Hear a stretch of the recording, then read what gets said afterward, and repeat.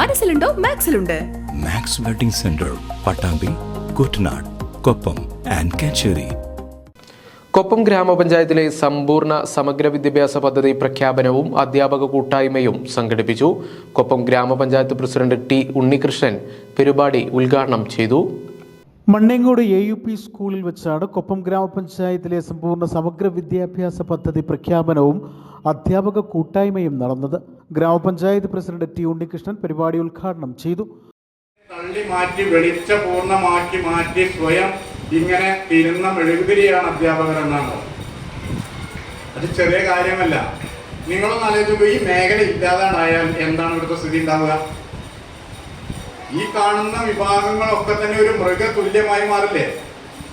അധ്യാപകർ നമ്മളെ ഓരോരുത്തരെയും കൃത്യസമയത്ത് ഓരോ തരത്തിലുള്ള വിദ്യാഭ്യാസ ഘട്ടങ്ങളിൽ അത് പൂർത്തീകരിച്ച് തരുമ്പോൾ ആ വിദ്യാർത്ഥിയുടെ തലയിലേക്ക് നല്ല രീതിയിൽ ഇങ്ങനെ അറിവിന്റെ വെളിച്ചം ഇങ്ങനെ ചെല്ലുമ്പോഴാണല്ലോ അയാളുടെ ബുദ്ധി വികാസിച്ച് അയാൾ പല തലത്തിലുള്ള ഡോക്ടറും അതുപോലെ നിങ്ങളിപ്പോഴുള്ള അധ്യാപകരും അതുപോലെ മറ്റു ഉദ്യോഗസ്ഥരും എല്ലാമായി വരുന്നത് അതിൽ നിന്നാണല്ലോ തുടങ്ങുന്നത്.